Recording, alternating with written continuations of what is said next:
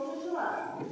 Бүгін сендеріне Қазақстан тарихы пәні сабағынан ұлттық киімдер. Әр халықтың ұлттық киімдері болады. Сол сияқты қазақ халқының ұлттық киімдері туралы мәлімет аламыз. Ал ұлттық киімдер туралы мәлімет алудан алдық сендеріне киімдер туралы сөйлесе алайық.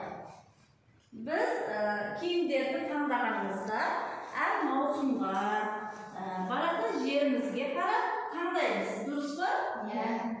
Ал мысал үшін мектепке баратын болса қандай форма киіп барамыз? Қаны кім айтады? Хафиза, мектепке? Мектеп формасы.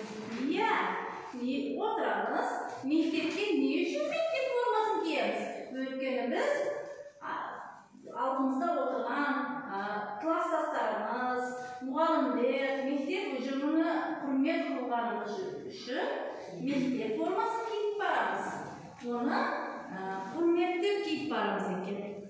Ал тойға баратын болса, тойға сәнді, тойға арналған киімдеріміз киіп барамыз. Дұрыс па? Ал киім түрлерін, мысалы үшін спортпен не болатын болса, айналысатын болса, спорт киімдер киеміз. Дұрыс па?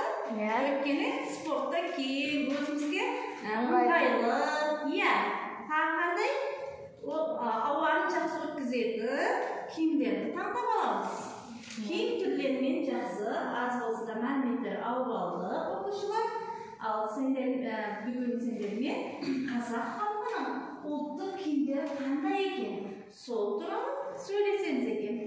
Мысал үшін алатын болса, қазақ халқының ең несі бір киімдердің бірі бұл сәукеле есептелінеді екен. Бұл сәукелені ақ киізден тігіледі екен. Сәукеле көбірек жаңа келін болған қыз өз қан жұртына киіп баратын бас киім есептелінеді екен. Бұл қазақ халқы сәукелені әртүрлі ою-өрнектермен безендіріп шығады екен. Моншақтар тағады екен, оны әдемі қылып безендіреді екен. Бұдан басқа ер азаматтарымыз тақия немесе бөрік сияқты бас киімдер киіп киеді екен. Бұдан басқа шапан, камзол, тағы кимешек